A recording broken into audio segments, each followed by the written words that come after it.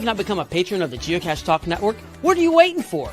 Patron levels start as low as a Bison Tube level at $3 a month.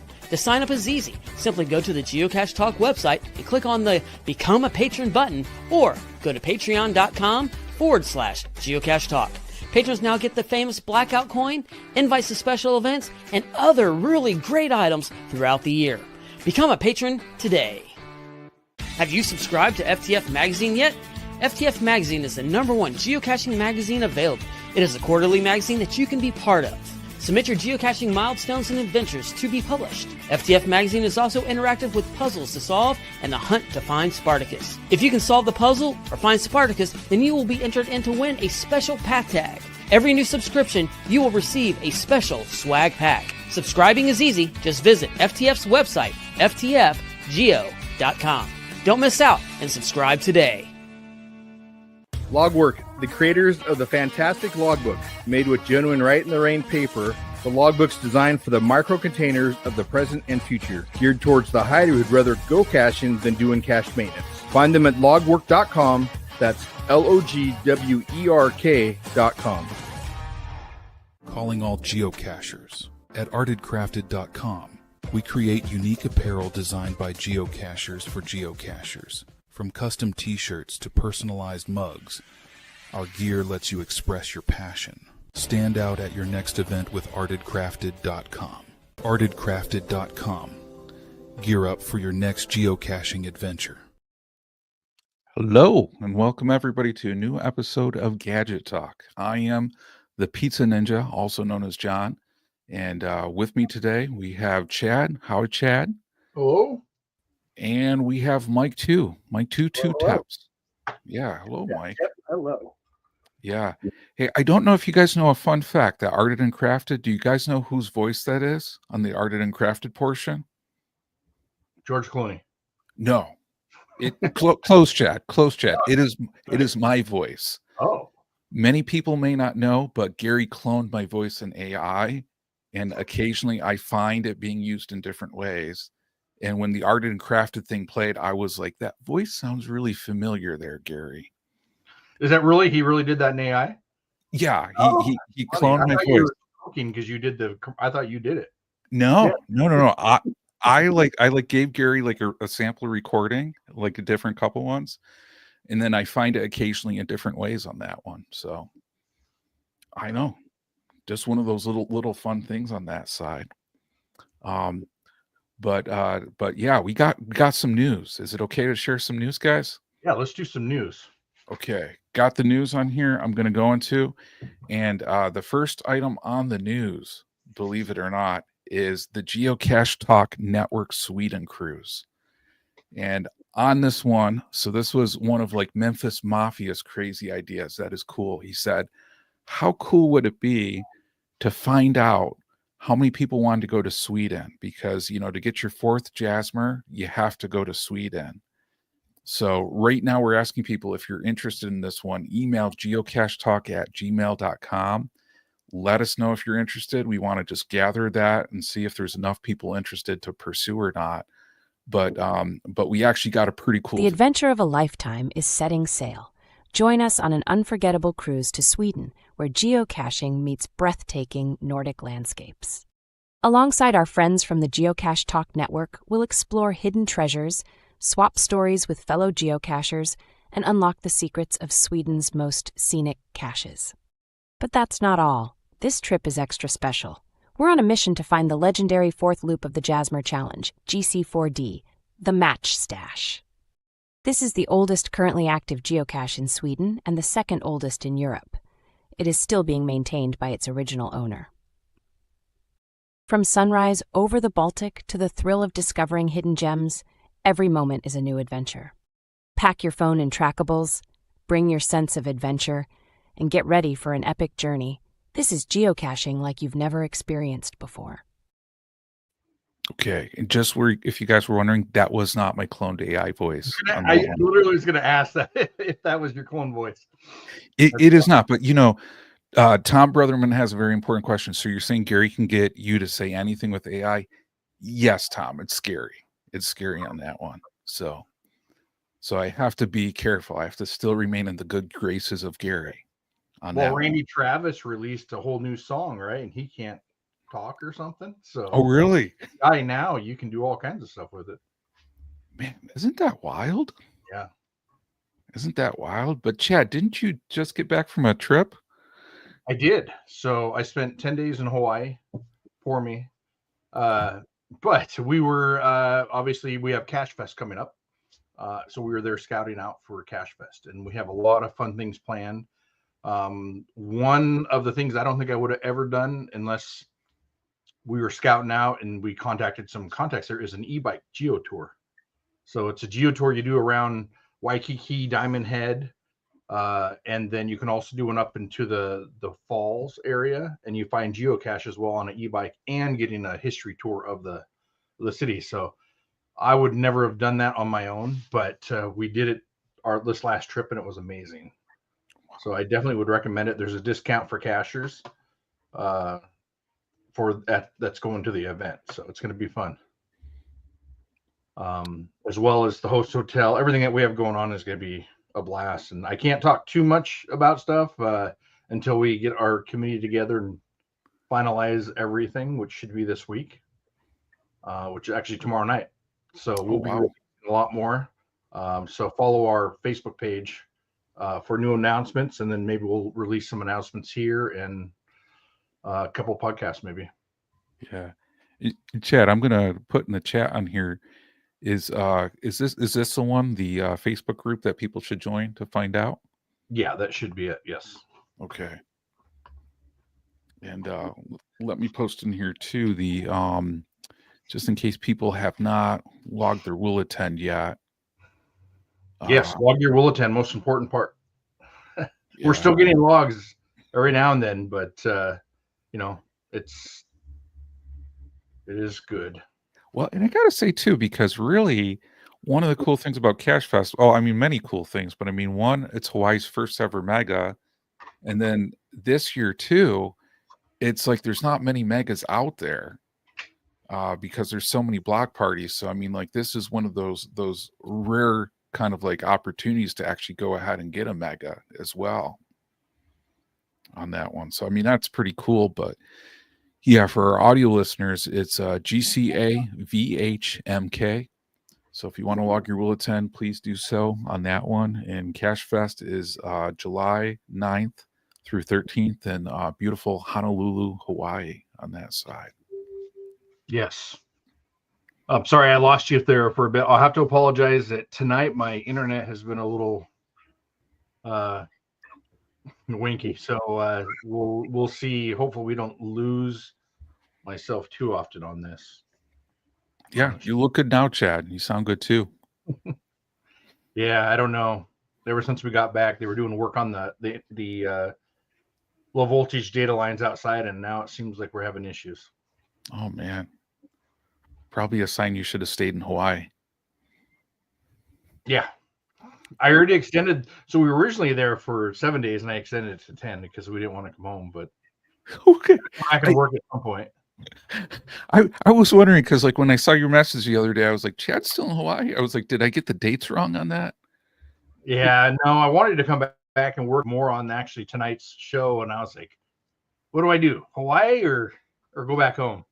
And it wasn't too hard to talk me back, to staying in Hawaii.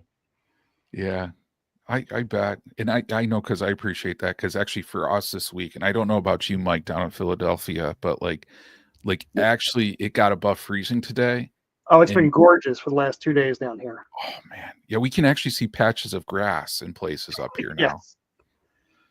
That just means it's full spring. So you're gonna get used to the warm temperatures and then cold snap. Absolutely. And Mike will probably appreciate this one. We always say at the university I work at for spring break, it's going to snow at least twice during spring break on that one. Nothing like an early March spring break. Yeah, absolutely. But yeah, we got a good chat room here tonight. Big shout out to Starcacher Jim Stark for getting the first to comment on that one. So Jim, we want to recognize that comment on that one. We got Tom Brotherman joining us as well too from beautiful Selma, Texas. Just finding our way from Arizona. And we got Teresa Rogers from Merkel, Texas on this one. Howdy, Teresa. Got Buzz82 joining us tonight too. So thank you, Buzz82. Got Lori Seaback Tribe on here. So thank you, Lori, on that one. We got Carrie Bali too from Pflugerville, Texas. So thank you on that one. That almost looks like her icon. What do you guys think? Is that crab legs? Crab legs to me. It looks like king crab. Yeah, man, that's looking good on that Yeah. side. Got GCD SK11 on that one, saying Seattle Kraken, I like it, Chad. Yes. Mr. Ryan Semmel as well too. So thank you, Ryan, on that one. And Ryan actually clarified on this one. He will be at all three US megas on that one. So pretty impressive, Ryan. I don't know who else can say they went to all US megas in a year on that side. Ryan attends a lot of events. Yeah. So, I definitely get, yeah, that's so cool, man. But I do want to talk about a little bit before the show too, Operation Worldwide Cache Hide. So I don't know how many people know about this, but Nancy from the Deadliest Cachers is actually coordinating this year's Operation Worldwide Cache Hide. So the theme for this year is sci-fi, and what's happening is, if you're interested, go to geocachingcentral.com, and if you go there, you can find out information where this year's theme is sci-fi, and all the caches are going to publish, believe it or not, on May the 4th, Star Wars Day, on there. So that's pretty cool. But if you want to, feel free to check that out too. So that's what I got for the news, Chad. I don't know if there's anything else you got. No, nothing I can think about. Maybe during the show, I'll probably think of something. But that is great. Well, I wanted to bring on Mike. So at the end of last episode, I'm just going to jump in here, John. So at the end of last episode, which we did the Braille cache talking, Mike sent me an email and pictures of his cache that he made. So if you don't know Mike, he does a lot of ammo can container hides, and actually he was sending me some pictures of it. The insert that he made is amazing. It's really cool. And I believe you sell them somewhere as well. Yeah, actually. So I keep the generic models are online. I have them on printables in MakerWorld, so anyone can take the generic template and then build their own, because I want people to experiment with this and really grow the idea. But I also worked with the crew over at cachecraftnj.com. So they're a smaller little, geocaching company. They make some really cool devious hides. You might have seen them on the actual official account. They make the real wooden logs that are bisected, opened.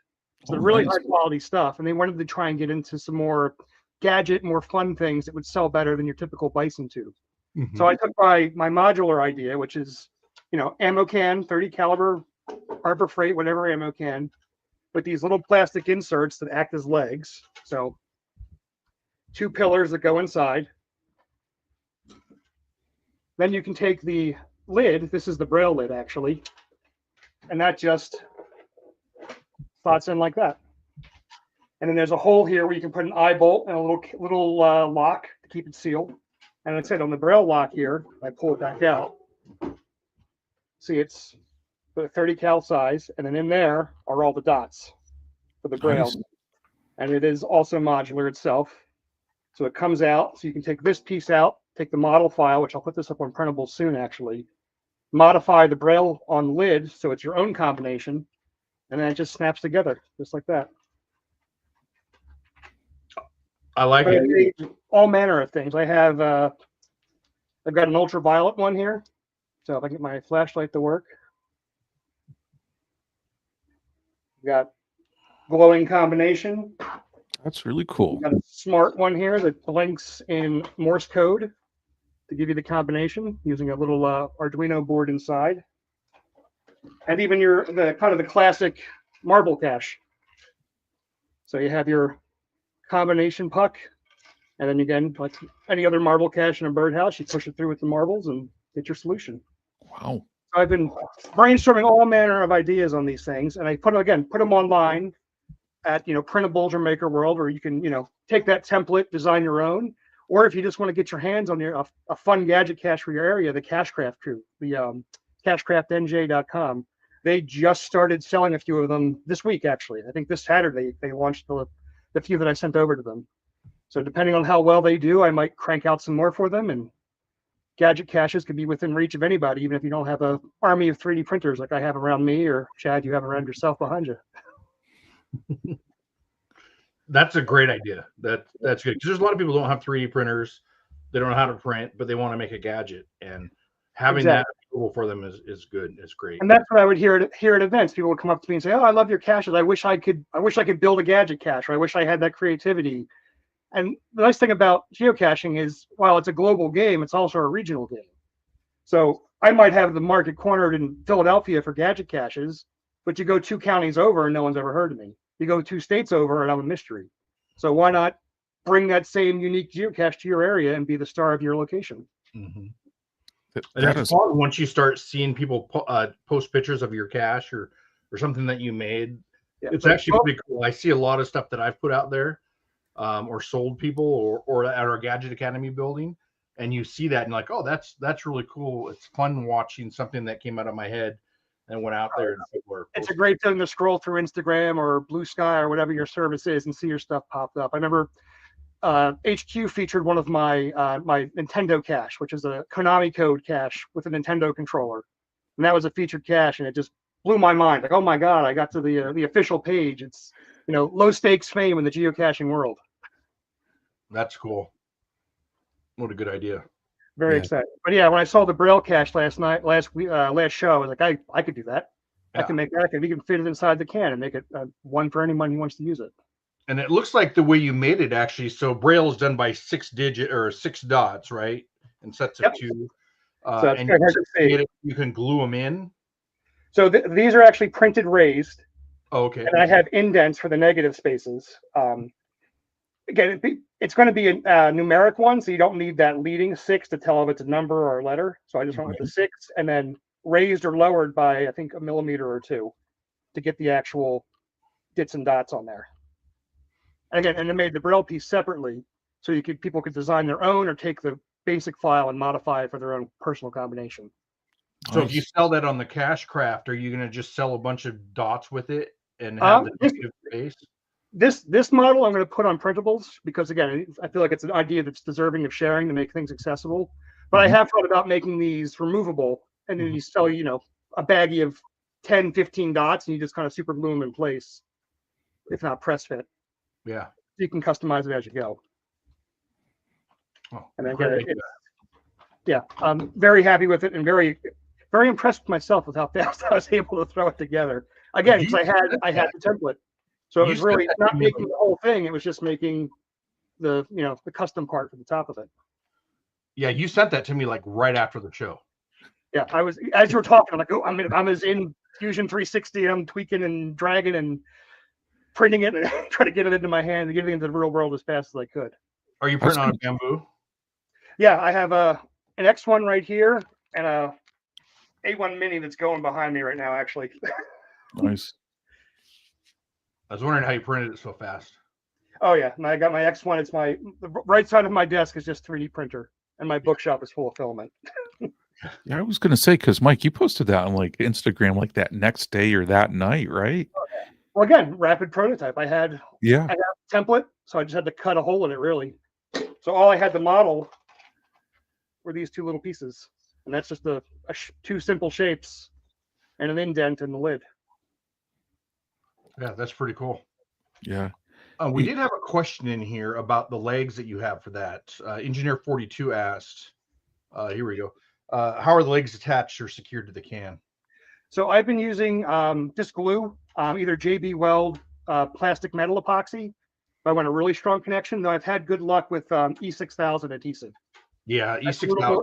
It's a little more elastic, so as it gets cold or hot, there's no chance of it breaking loose and coming out.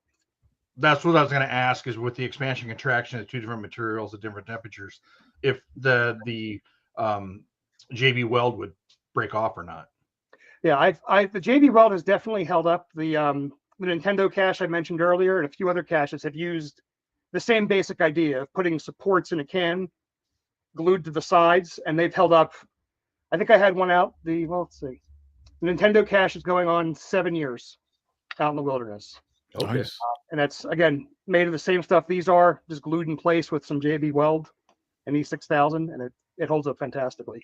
So yeah, I would say that if it's been out for 7 years, you have any issues, then it works. Yeah, and the only issues I've had have been user error or someone breaking my little servo motor. But the glue is held tight, even when I didn't want it to.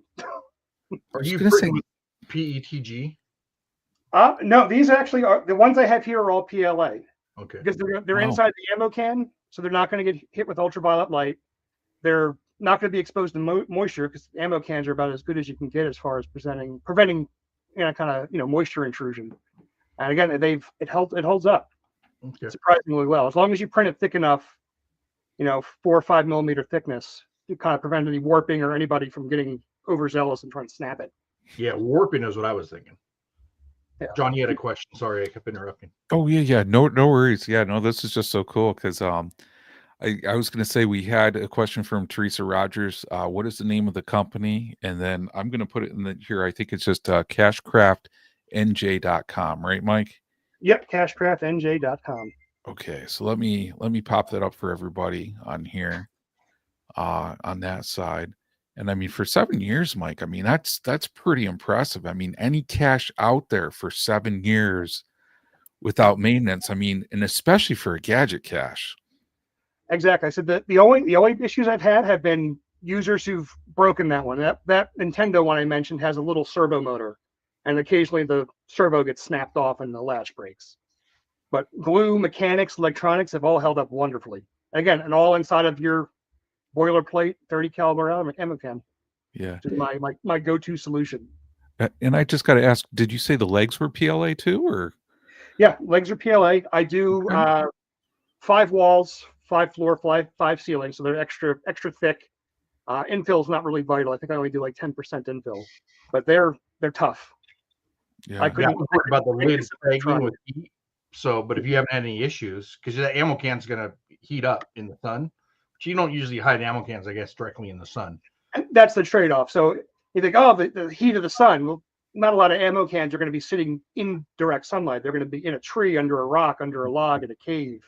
If it's sitting in the sun, I think you have bigger problems in the cache warping. Someone's going to walk away with your can. Yeah. So yeah, if you haven't had any issues, that's good. I usually use PETG or a lot of ASA. Yeah, I do. I have a few birdhouse caches. There's some on the shelf behind me. Those are PETG because those are going to be, on a tree out in the getting blasted by everything. And they hold up pretty well outside. I've had a few of those out for about 2 years now without any kind of serious issue. Nice. And Mike, the caches that you designed too, from what I remember on Instagram, it's like pretty much they're all that same legs, right? In the ammo can. And then it's kind of like those interchangeable lids that are used, right?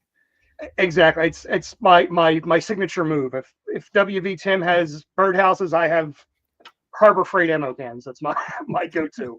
I'm probably going to list. I bought so many ammo cans. I'm probably on some kind of government list. I think I'm hoarding something nefarious, but in fact, I'm hiding stuff in the woods. They probably got something there like geocacher or nefarious geocacher. It's probably one of those three. He's bought 35 ammo cans in the last 2 years. He's either hoarding something he shouldn't be, or he's hiding stuff in the woods. Nice. Okay. Well, we can get on to if you have nothing else, Mike, to go over, or John, we can jump on to tonight's topic. And Mike, you're more than welcome to stay on and comment on anything. Yeah, I'd love to hang around. It's funny, the locks you're going to talk about. I remember I worked at Staples back in my ancient days. And I worked there during back to school when that exact type of lock first came out. And the kids could not get enough of that kind of up, down, left, right action. And again, even back then, my brain was turning like, I wonder what I could do with that in a creative sort of way, because it gives you an extra range of motion as opposed to just 25, 36, 34 on the dial. Mm-hmm. Yeah. So what I'm going to do is go over the puzzles this month or this show. And the next show, we'll go over adding them to containers on how to add them. Just because I have actually quite a few to go over and to show people. And I don't have time to do everything in one go. So we'll jump into the first one that I have, which is pretty simple. We do this in escape room games quite often. And I will jump over here to my desk, to my desk camera. John, you want to pop that on there? Yeah, let's bring it up, Chad. Got it on the screen. Okay, so I don't know if we can make it bigger, but So there's a couple different ways to do this. So what you have is you have these chips here that are, take some stuff off my desk, that have directions on them, and you see these little ears that stick out. They have to match up with the ears on here. Originally, I was going to make this one big piece instead of individuals, but for tonight, I just have them double-sided tape down to this board, so you know what direction it is. On my escape room ones, we actually have a top area where it says top, so that if you have the board, you're not putting it in the wrong way, because obviously if you switch it around, the combination will be wrong. So you would have this, a bunch of these in a cache, right, in a little container like that, and the cacher would take it out, and I'll go over the lock here after this one. All you have to do is figure out which one that this goes into by lining the ears up. And it'll give you the direction. Now this can be kind of tedious sometimes, but it's fun. It's fun watching people struggle. So there's one right there. It popped right in. So you can see that this is recessed, has a negative space on it, the same shape as the tile itself.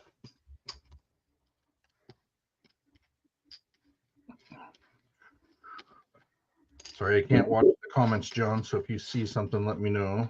Yeah, well, we have actually Trek Caches joining us today, so a big shout out to Chad from Gilby, North Dakota, on here, and from Houston, Texas, Save too, and Joe McCrae joined us as well too.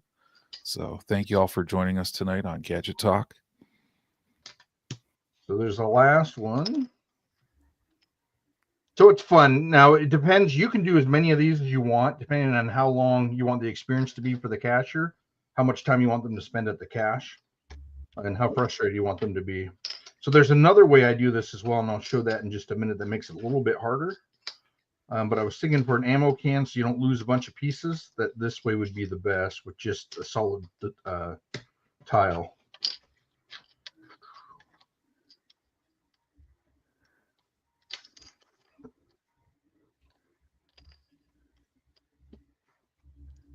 We're almost there. So you can see it doesn't take too long. And I've made these in different sizes, so this must go here.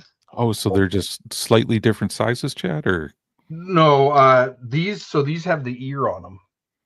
oh, okay, pieces, right? And so your negative space here has that ear on it too. Oh, so you have barrel feet for the proper slots. Yes, exactly.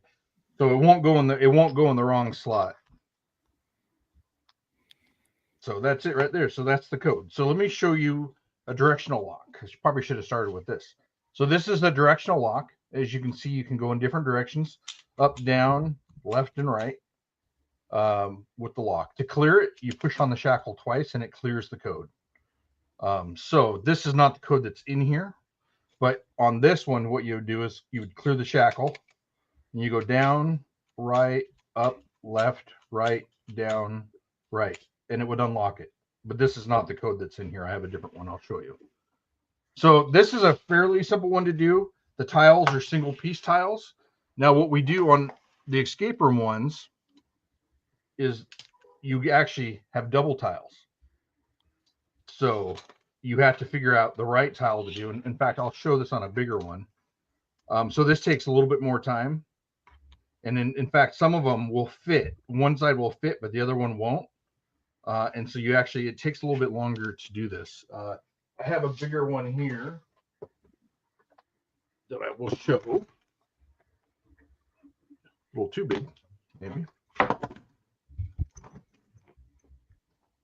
much junk on my desk.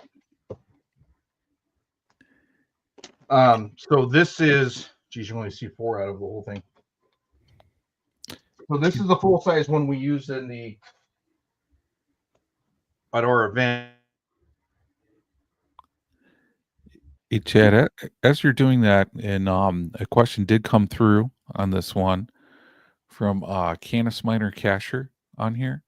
And Canis Minor Cacher is asking, is there a way to ensure that no one else could reset the lock to a new combination out in the field? Sorry, I think I lost you. Oh, no worries, Chad. Yeah, we had a question come through from Canis Minor Cacher saying, is there a way to ensure that no one else could reset the lock to a new combination out in the field. Yeah. So what you would do, let's go back to I can show it up here. On the back of it is how you reset the lock. And I've done in the past is fill it with epoxy, so then no one can reset that lock. Oh, nice. So on the board one here, the bigger one, I didn't realize it went in front of my camera.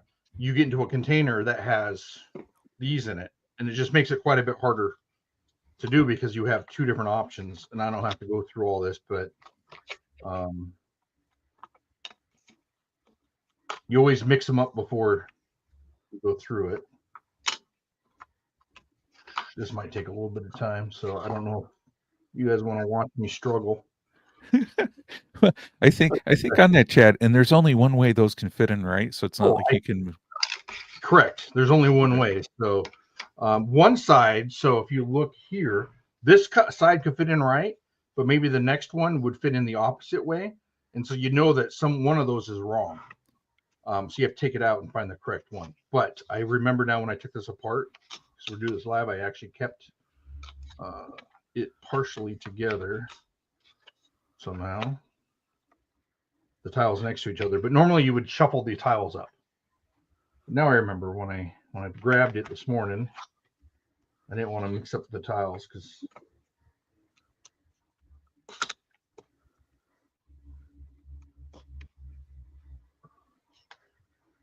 sorry, last one here. Oh man, as you're doing that, Chad, the evil thoughts going through my head. I'm like, what if on those you actually put blacklight arrows on those, so the real arrows did not. So you don't see the real arrows, Right. Or you put the real arrows in blacklight on the back side, and the front side is the red herring. Yeah, I'm gonna real quick here just kind of go up a little bit so you can see the whole puzzle. How about that? Sorry there. How about that? Good enough. So you can see 1, 2, 3, 4, 5, 6 directions. So I'm going to clear the shackle and do left, down, left, up, right, up. And you pull down and the lock comes open. Nice. So fairly simple to do, a fun puzzle. Obviously, the bigger you can make them, the better to me. And I like doing multiple because instead of having one tile, right, 5 tiles you have to figure out, you have 10 tiles to put in. But again, that's up to you. I did the same thing. Now that we have that big one, I'll go down a little bit with my camera. Hopefully no one gets motion sickness while they're watching. Okay, so I did it as well on here where you have the tiles divided in half. And this is really ultimately the best way I like to find them. But it just depends on what you want to put out. And sometimes cachers get impatient. So, and then for them to reset it, they would just have to dump it or just take them out. They stick up. So if you notice that the tiles stick up further than the base plate, so they can just pop them out. Because I guess if you had it in a can, it'd be harder to tip over. So that's one direction, and I made them as small as 1 inch. I think these are 1.5. Yeah, and I made them as small as 1 inch, but these are, I don't know if I'd put something out like that. Pretty small. Mm-hmm. I really like the keying is really a genius part of that, I think, too. It makes it, there's only one way to do it, so there's no chance of over frustration at trying to figure out what the order is. They're only going to fit one way, and then it's just a matter, is it right side up or upside down? Yeah. And I thought if I sell it in a kit, would I do these separate with a negative space on the lid and they can put them in with the direction they wanted? You know what I mean? So you'd have the lid. Yeah, Chad, you just locked up a little bit on there, but yeah, Mike, I think, like, I mean, man, this has so many different potentials on there. Absolutely. Listen, you could do a UV blacklight. Have these in and figure out the direction they want. Yeah, you could leave an indent and make it so you could put your own label inside. So you could have just the preset and then you orient the layers. Or even if you want, you could probably embed magnets. So some of the blocks won't even fit. So an extra layer is like, oh, it fits here, but the magnets are reverse polarity. Now it's popping pieces off left and right. I can't put the parts. Oh, that's a good idea. Even more so if you hide the magnet in the print so you can't see it, as opposed to gluing it down. Yeah. Yeah, I have a lot of magnet ones I've made recently. I should do a show on some of those. So that's one idea I have. The next idea. Oh man, and Chad locked up again on this one. I'm sure this is a time where Chad would have said you could do this with the pizza puzzle, and he would probably show you how to do that. But Idea on the inside. Whoa. Shoot. Sorry about my internet, guys. This is crazy. I might need to just on my phone. Yeah, it was no worries, Chad. You so- went from like slow motion to fast motion, at least on my video on We here. caught up and had. Oh, did I? Yeah, it's pretty wild. The next one is for this would mount to like the side of an ammo can, and you'd have a separate container inside the ammo can with the directional lock on it, right? And you would have your pieces inside the ammo can. There's all kinds of ways you can do it, but that was my thought on how to attach this one. You dump out those pieces. Now, what you want to do on this is you see all the pieces are different lengths. You need to find the correct length, the correct height for them all to match up. Can't see the hole here. And there is one, and so you don't know what length it needs to be exactly until you start putting them in, and then you got to make them all match up evenly on here. And that will give you the code. So if you see they're still not the right length. So what length would be? I thought about designing it so they're all even, but I thought it'd be too easy. We need to figure out which length matches exactly. So you got to play around with it. So we know that this is way too tall, and that's probably too deep. Still too deep. That looks like that matches up with that. So I'm going to stick with that puzzle part. See, this design I like too, because you could recreate this with something as simple as popsicle sticks and wood glue. Yes. Yeah. You don't need a fancy 3D printer. You just need a craft store that sells popsicle sticks and, a thing of Elmer's, and you're good to go. So if you look at this looks like the right puzzle, but it's not, because I made two of them very, very close. If you put a piece of wood on here, you can see that two of them, maybe you can't. The gentle slope downwards. Anyways, you see that this one's short and this one's short, and they're two different directions. Oh man. Yeah, that's such a cool concept on that one. You're right, Mike. I mean, you could definitely do it in different ways like that if it was like popsicle sticks or something else. Absolutely. It's accessible. The idea is accessible for any people of any means as far as building the gadget. Yeah. It's in its slick 3D printed form. It doesn't have to be 3D printed to get the same effect and get the same challenge. Yeah. Yeah. I'm glad we have Mike on here to talk to you tonight, John, while I drop out. Well, this would be a puzzle, easy to reset. You just pull them out, and then that would be your directional puzzle for the lock. Yeah, that's such a cool idea, Chad. I've never seen a cache like that. Yeah, and I made one where there's a negative space here with a couple, so like a compass, an arrow on each side, so you could actually glue it in whichever direction you wanted the lock to be. But since I'm making it for myself, I'm making it permanent. And printing these up, printing these is pennies, right? They're not that expensive. So if someone walks away with them, I just have a bunch of extras printed up. I could drop them in. So yeah. So that's that one there. The next idea I had was, and I was going to work on a new one of these beforehand, but I was having internet issues. So this is a puzzle that you'd have in the cache in a container, and you'd have a puzzle. I haven't completed this, unfortunately, but this is just an idea, and I don't like how it turned out, so I'm redoing this. Yeah. Hey, Chad, and as you're doing that, I think I saw the best comment anyone has made the whole show. And it's like, yeah, pizza slices could be the arrows. They could. Love it. There you go, Love John. it. Yeah. You need to put a cache out like this, we can make you one. Absolutely. I was also thinking with that last one, if you were to take those cheap button magnets, glue the button magnet where the arrow is, and then again hide some magnets to make those compasses point, that could be a solution there. So you have magnets laid out just right that when you put a compass on top, it'll artificially move the north point, and that's the arrow for the directional cache. Yeah, that's He's a going really to cool idea. remix a great idea. Well, and that's cool. I mean, it's one of those things that's I love about Gadget Talk, the community, and when we're doing these, all the different ways to think about things. And I think, really, I see a comment, I really need to invest in a 3D printer. If you watch this show, you need a 3D printer on there for sure. And Houston, Texas, Dave, another great comment. Use pepperoni slices with arrows on them. Love it. That's genius too. Okay, so this one here is just a simple puzzle to put together to follow the arrows, the direction of the arrows. Let's see, start with my edges, I guess. There's a corner. I should have cheated and made this one in a certain order so I can get through it fast. I was going to say, this looks tricky. In chat, I mean, really, this one is just like, there's not many colors to it too, right? Right. Yeah. I mean, you could make it colored. I cut this real quick on the laser cutter. It was a concept I thought about yesterday.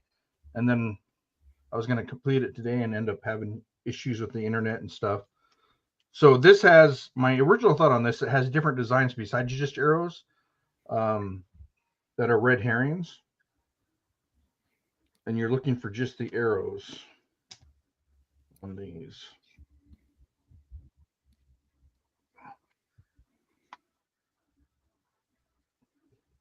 Puzzles are always great too because they slow you down on the hide without frustrating you. Mm-hmm. You're making constant progress, but still being challenged and having fun after you've made the initial find. Yeah. Okay. This is going to be a little frustrating here for everybody to watch me do a puzzle. But you'd have a negative space again for these to fit into. So it's not empty like this. You can do it however you want. For events, these are really fun to have at events. You just have to make sure that people clear them or put them back.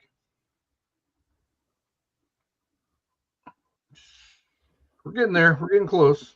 And again, if I was out caching, this wouldn't be too long at all. This would actually be pretty simple. I cut it at too high a temperature, and so it kind of burnt some of it. So I debated whether even to show this because I don't like the way it turned out, but that's fine. It's rustic. If it's burned, it's just rustic. Is that what it is? Absolutely. Yeah. And the fact is you put a cache out there in the wild and it's going to start to look a little rough around the edges anyway, right? But, patina gives it, that age spot. Absolutely.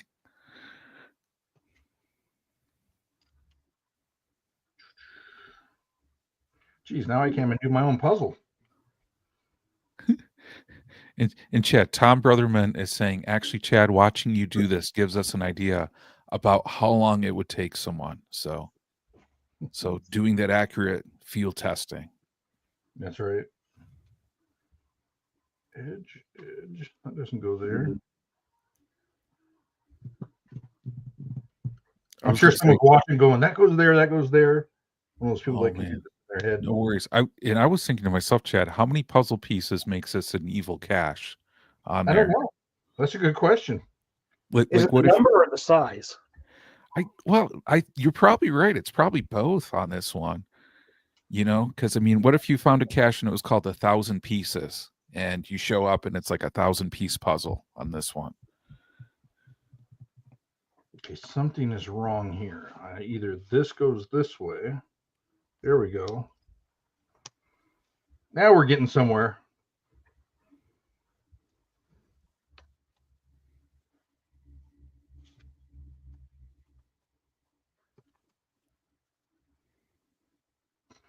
I was going to say, Chad, what laser cutter did you use to cut these? My Glowforge.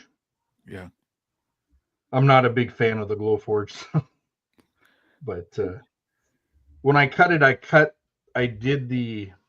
you want to cut the puzzle pieces first so you don't get that extra burn in there. You want to cut the puzzle pieces and then engrave the arrows.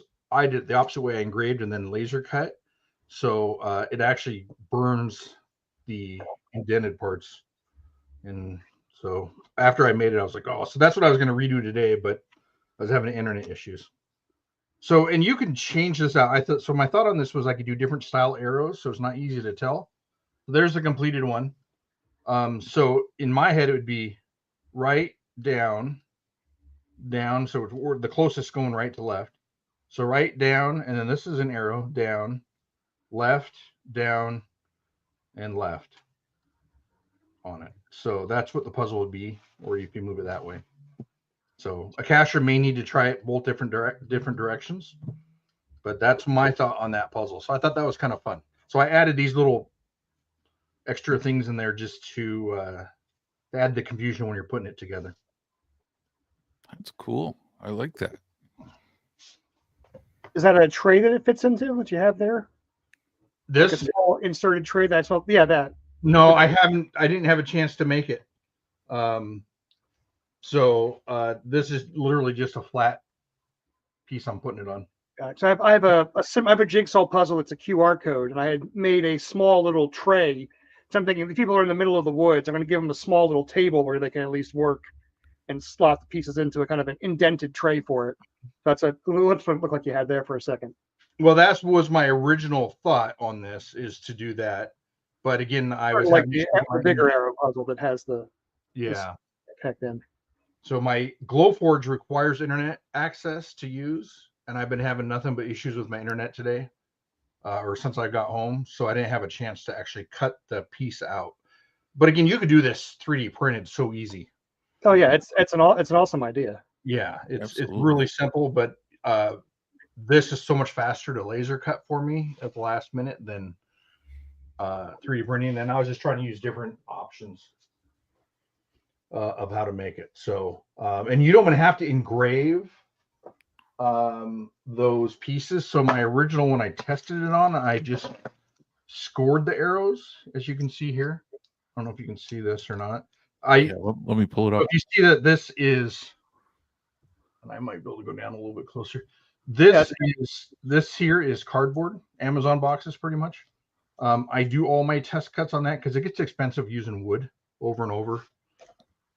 So I do everything. I test everything with cardboard until I like it, and then I'll cut it over. I'll switch it over. So as you can see, these are not engraved. I just did them as a quick score outline, and that works just as well as doing it as engraving it. But anyways, that's garbage. Okay. Any questions yet so far? Hey, Chad, I did get one question before the show from someone. And oh man, I've got to first admire your Memphis Cache Fest Memphis crate there that you were using, Chad. Oh, really? I remember that one. Yeah, this is one of the original testing ones that I did. It's actually garbage, and that's why I actually put a servo on it and had a little figure that sat on top. And if you put the right code in, this was behind a piece of plexiglass in a box. The guy would turn around and the code would be on the back for the adventure lab. Oh, that's cool. So, yeah. So I just wanted a cool little box for him to stand on. Yeah. Okay. So that is really. Oh, Chet, the question before I forget, I meant to ask is Bell on the Move sent me a message and he said the directional locks are a little expensive nowadays. They're like $30, $30 on Amazon. They are crazy expensive. Yeah, that's a crazy. Like what's the GeoCoin exchange rate to get one of those? It's like 2 coins, right? That's right. But on there, is there any way to secure those directional locks? You mean like put a piece of wire around the lock so it can't go anywhere? Yeah. They do have a shackle lock. I've seen them in the past. I don't have one myself, but you take your piece of cabling it would go tight to this. You almost crimp it on there with your cable. And so you can't take it off because it won't make it around the corner.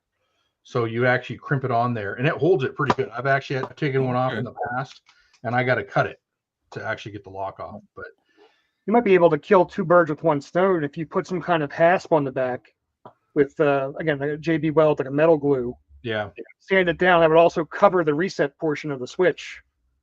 So you could block the reset and secure the lock to the cable. So yeah, you're doing 2 things with once, right? You're stopping the access of changing the combination and also giving them a connection. it comes apart, and I've considered taking it apart to see if I could drill a hole around it, run in a cable through it. But they're so expensive, I don't want to take it apart and have to go back together, right? So, yeah. I have one more to go over real quick, and this actually was John's idea, and I just have to find my piece of paper. Oh man, this scares me, by the way, because I send Chad so many different crazy ideas, and I know some of them probably never make the light of day. But when Chad goes, "This is one of my ideas," I'm like, "Uh-oh, which crazy idea did I give him this time?" Yeah. Where is my craft paper? My grid. Oh, come on, I have it everywhere. And as Chad's looking through his shop, this could be the portion of the show where we say, "What tool does Chad not have in his shop?" There's a lot. I'm sitting here scanning the background. I see the med kit, the rocket launcher, all of Starfleet, and the Republic on the shelf there. Oh, the figs. Those are giveaways for my Star Wars event. Oh, no way. Your May the 4th event, Chad? Yeah. No, mark your calendars if they're not already marked. Yeah. If you're going to be in the area, to absolutely come out to that. We have passports. You have to complete the 25 rooms. I can show you actually what the passports look like. Yeah, because I heard some people saying if it wasn't a community celebration event, they wouldn't be surprised if it could have gone mega. So originally we were going to try and make it mega, but I just run out of time. And and I think it could have, but Seattle's really hard area to make anything mega. Really? There's not a lot of people that travel. We get Washington State and some Oregon, but no one travels. If you go east, you have the mountains, right? And no one's going to, so you have maybe Idaho, but there's nothing else that people travel versus, that's what I like about doing everything in the Midwest is people travel from states all over the place to go to your event. And here it's just, we don't get attendance. I don't know what it is. So we probably could have made it mega if we tried to, but then I'm required to do it the next year. So this is the passport real quick, just so we're killing time. This is the Halloween one. We'll have one for May the 4th passport. And inside it kind of gives you directions. And then you have all 25 rooms on here that you have to complete. And then it gives you the schedule on the back. So it's actually a fun thing. We have coins for the event and everything like that. So yeah, those are giveaways. And I did actually, getting off topic here, I know.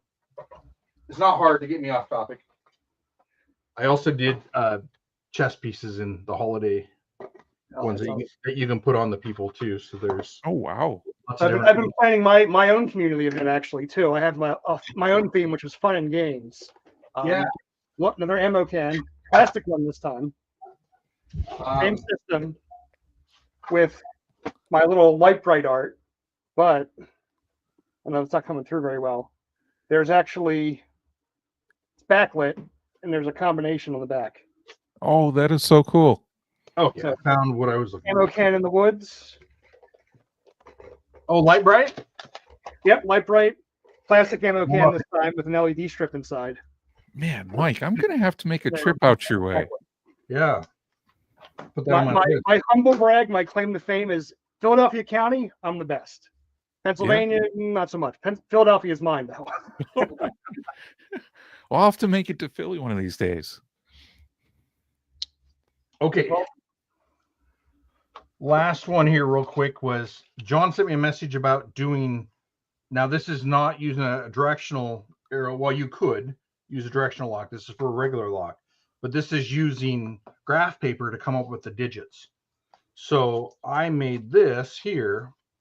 I didn't put wording on it because this is a test I did. Here's one I did real quick on the Glowforge. So you got to, on graph paper, follow the arrows to figure out the numbers for the lock.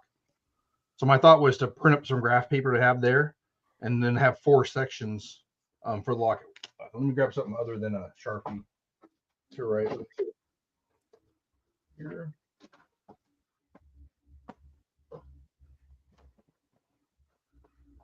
So if you had sections made out on a piece of graph paper in the cache, just so you know what the lock was. These aren't even or anything like that, but it's good enough. You only need small squares. So this would tell you, you'd go through this, and this is how you'd get your digit. So if you start, say here, you go over one bar, up one. Oh, I'm probably covering it, aren't I? Is that better? Or if I put this up here, how about that? Does that make sense? We'll go back, up, and over. And then I just did another back arrow because I wanted all these to be as even as possible, but it will still make a 5. Right? The next one will be over, down. I probably need to start up here actually. Over, down, back, over, down, over. So that's a 3. And then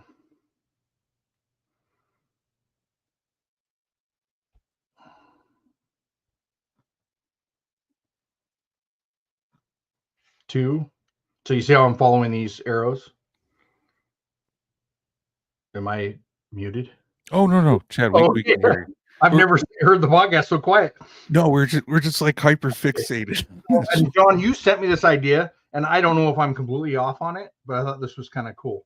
Yeah. And the last one here would be over, down, down.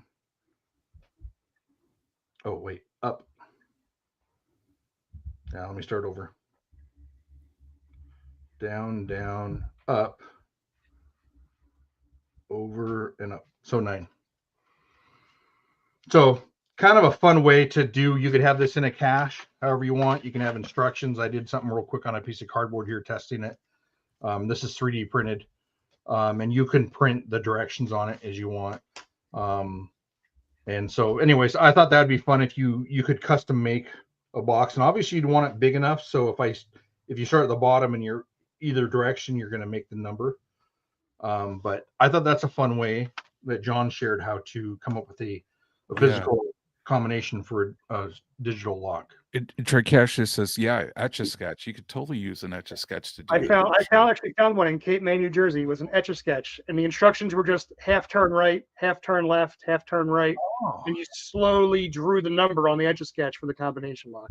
Oh, that's a good idea. I saw an Etch-a-Sketch at the secondhand store the other day and was thinking, I love the store for finding ideas. No, I'm gonna have to pick that up. Oh man, yeah, and I know I'm gonna upload the cache that inspired this graphic, because there was a puzzle cache back in the day here called Which Way to the Cache. So if you actually if anybody screenshots this and actually just takes graph paper, yeah, this will totally spell out the coordinates. The cache is archived on here, but just a cool way to integrate it on that side, using arrows on that one. It's funny you mentioned the thrift store. So we've all seen the giant Nano before. Mm-hmm. The thrift store is where I found the log roll for it. I have my own giant. Perfect size log roll. Yeah. Oh, toilet paper. Oh, no, it's not toilet paper. It's actually a roll of photo paper I found at the thrift store. Oh, is it really? Perfectly sized. Put it in the lid, not in the base. Oh man. Put it together. Those giant Nanos are awesome. That is cool. Is yours magnetic too? Not magnetic. I was afraid I'd short out my electronics to hold that weight. Yeah, so this is cool. To go back to something different, also on this puzzle here with the directions, I thought you could do these in different colors and have numbers on here. And if you're doing a multi, it would give you coordinates to the next step.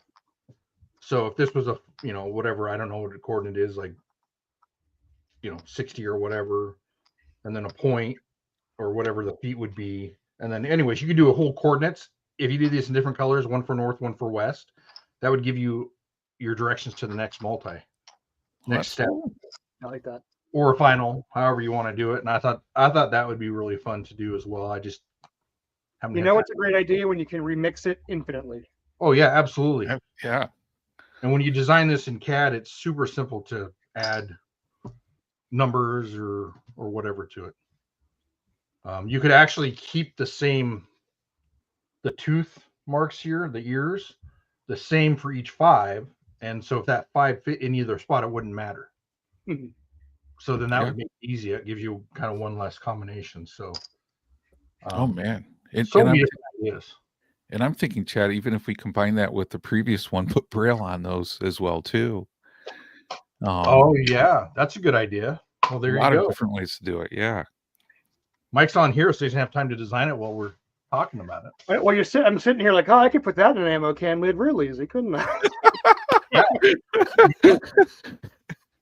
It's super simple, and on your CAD, you just change your ears. Yeah, just getting the keying right to keep it over a little bit. Yeah. and You know, Mike, as you're thinking about that, I was thinking like, don't ask me why the picture that came to my mind is like Russian nesting dolls, but with different sized ammo cans that you make. That would be fun. Yeah. Especially if it was, again, a series of multis, and each stage is a progressively bigger ammo can. You start with the keychain ammo can, you go to the small toy, the 30 cal, the 50 cal, one of those crazy giant ones that they use for ape caches, all the way up to like a shed. Yeah. That would be wild. that is cool. Yeah. Like I'll give you a favorite point just for that idea if I could. Yeah. That's cool. I wanted to mention that a couple of these, if we want to do some giveaways, these things that I've made are just my test pieces. I'll send them to a couple listeners if we want to. I don't know if you have that wheel to do. Actually meant to talk to you about this earlier, John. Ooh. You know what, Chad? I think we're going to have to do that for the next show. Giveaways. Okay, so next show, all these things that I put together, we'll do it next show. So because I have extras of those, and then I have so much junk around here. If there's any interest in giveaways, I'm happy to give away a set. You just need to add your own ammo can. Yeah, that's I like fine that. with me. I So like yeah. So anyways, I have lots of extras of the prints, and be more than happy to give these away because I don't have any room in my shop for stuff. Yeah. We're going to have to promote that so people know to be eligible. They're going to have to watch the show live. And man, this would be cool to get some of these for sure. Oh, Chad just mentioned that he saw the puzzle pizza behind you. Yes. This is an AI rendering, Chad. So what I do is I ask AI to create like renderings and proof of concepts, and then I'll send it to Chad someday, and I'll be like, hey Chad, is this possible on this side? How can we make that? Well, yeah, I think we can make something. You need to make that. You need to make that a coin. Or Chad, what we do is we make like, how they have Stonehenge? We make Pizza Henge. Just saying, but it could be like Spinal Tap, where it's not like a real size Stonehenge; it's a small Stonehenge. Or you have to find the 8 golden slices to find the coordinates for the final stage. That's right. Oh, I'm loving this. I'm loving this. That's great. So, one more thing I was going to mention too. So I printed this up thinking that if I had a container that had a piece of plexiglass over it, and you had to use a UV light to find out different areas of a city for a multi, I printed this up thinking that this would be pretty cool. So this is Seattle. And if we go to here, let me see if I can adjust my camera down a little bit. So this is just one of those thoughts that I get, right? Those stupid thoughts I get. And I'm like, oh, this would be kind of cool to do. Wrong way. Sorry about that. Like Chad, how did you get that? How did you? Thingiverse, I think. So you just looked up in Thingiverse, like Seattle. Yeah, they have them of New York, and they have them of all major cities, I think. I believe there's a tool online I messed with once. It lets you actually take a Google Map coordinate and use their 3D building layout to cut your own like 5-mile square section of anywhere on the map and generate that same kind of topographical print. Oh man, I got to be honest with you guys. The first thing that comes to my mind when I see this is Raiders of the Lost Ark. You remember that scene? With the laser that goes down, or the Yeah, they put the amulet and the sun shines up and it like lights up the spot of where it is. That's cool. Okay, I think it's focused now. Okay. So Bring it my up. thought was, if I did either, I could do a different color point or something. So the Space Needle here broke off, so I'll have to print the rest of that. But you could do something at the base of the Space Needle over on the side, and they have to go over there to find something, coordinates or something written down. And again, this is just a thought. I don't know. You have our Smith Tower here, which used to be the tallest building in Seattle. Right here, that's very famous. It's down by the stadiums. You could do something there. We have the Smith Tower, which is the tallest building. So, anyways, anywhere in the city area, you can even pick a smaller block area in the city, so it's not such a big.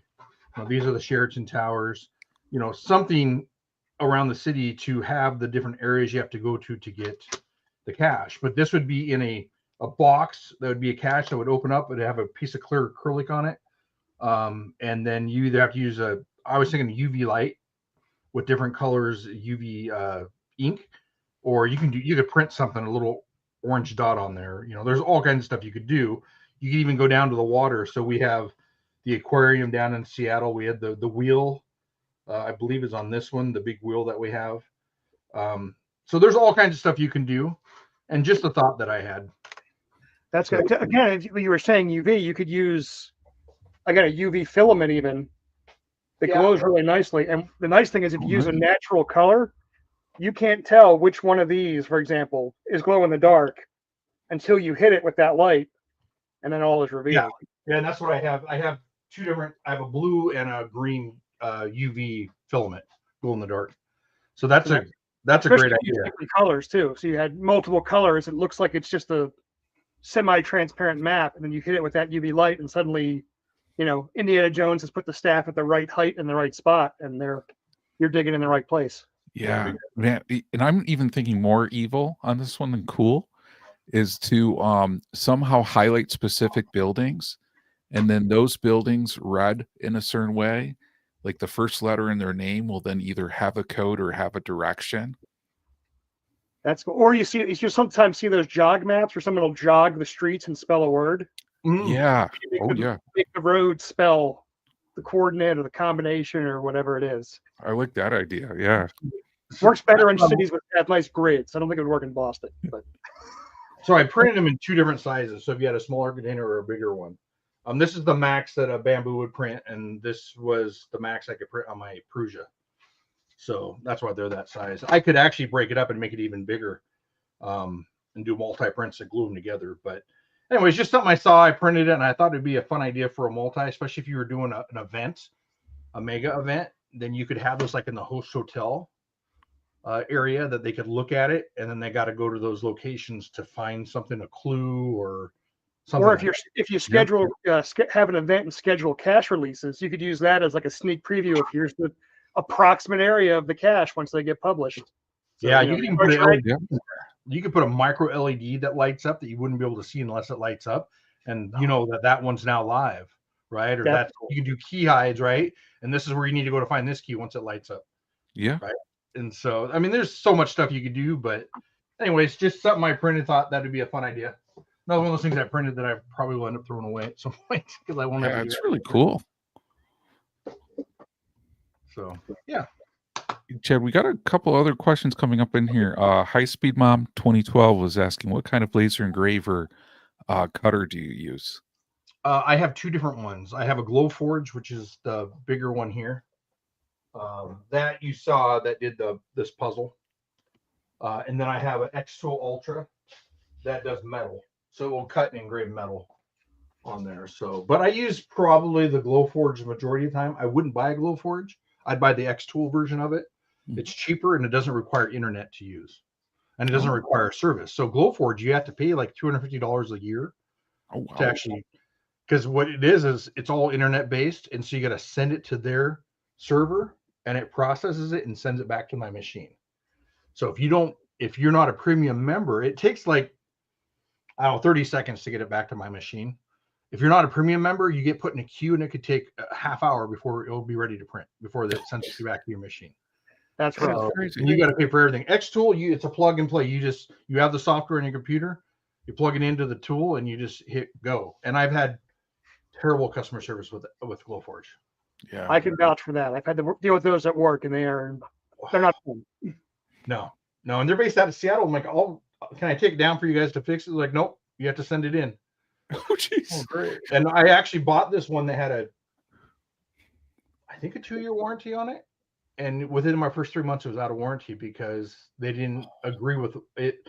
So it burnt up a board inside of it. Yeah. They said I was cutting something wrong that wasn't proof grade. Well, I was cutting everything proof grade. I mean, they take pictures every time you cut something, and they sent me a picture of something that wasn't my machine. I didn't cut that material. Okay. And so I argued with them, like, nope, it's not proof grade. And I'm like, but wait, on your commercial, you actually put in there that you can engrave on fruit, right? And food.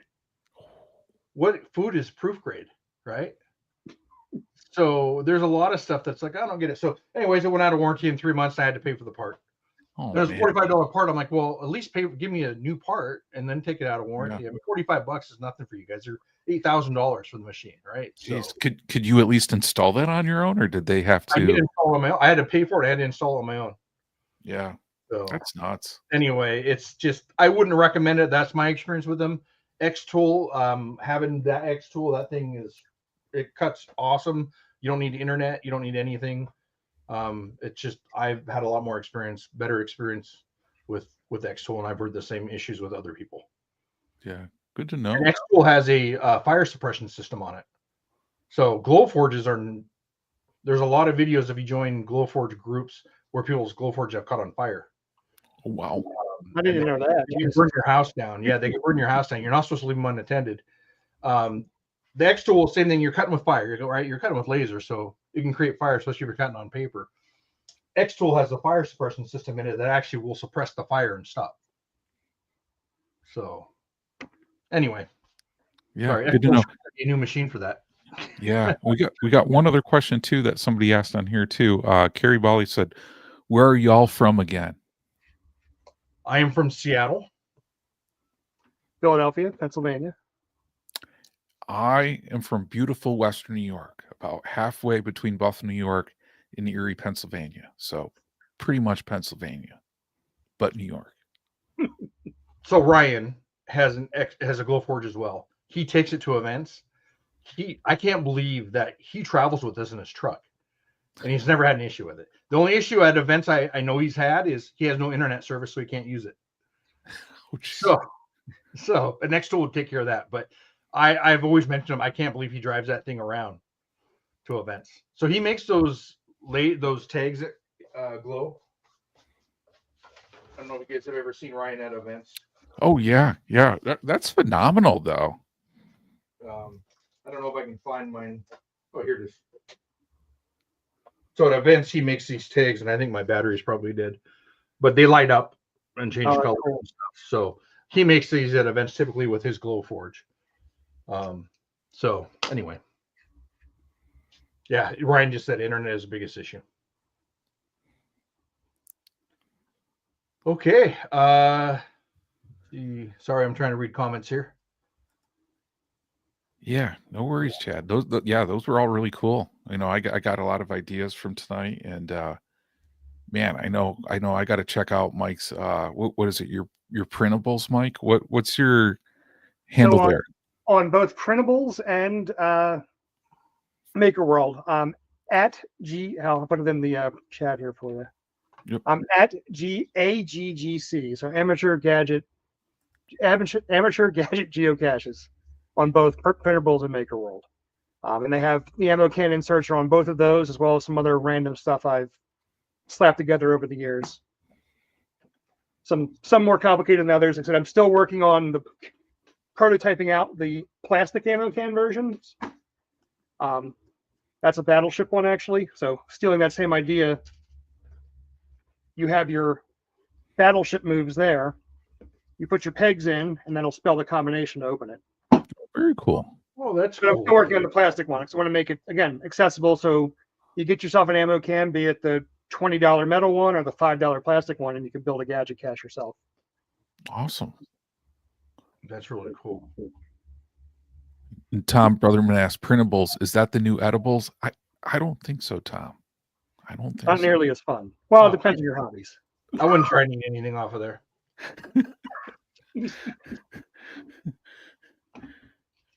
They did a battleship memorandum. So I considered making. Have you seen those giant printed battleship games? That's where I started with. Like, I wonder if I could make an actual battleship and have the pegs be the container, but that was a little beyond me. So I settled for the game board. You'll see actually in the corner over here are a bunch of board games I bought at thrift stores to salvage for parts. Can we take his name off there, John? And which one? I'm sorry. Oh no, it's on my over here, not behind my tag. So. Oh, okay. Oh, okay. I see what you're saying. Yeah, I don't keep the tag off so we could see what you're talking about. Let me see. I don't know if we can. I can kick him from the studio, but I can't. Let me see if all the fun stuff's over on this side. There so should be right here. You see it, Chad? Oh, okay. You got it.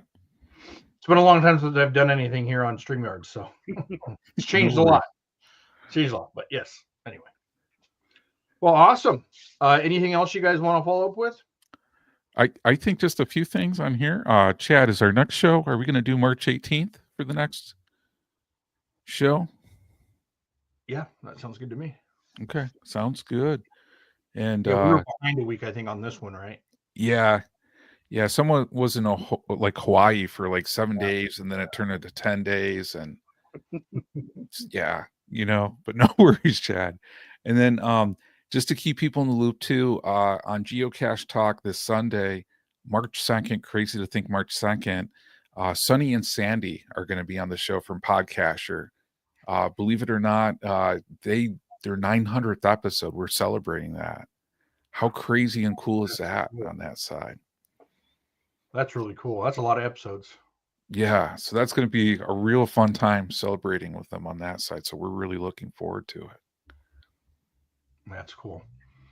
Yeah, and then just follow Cache Fest on Facebook if you guys want to have the announcements coming up.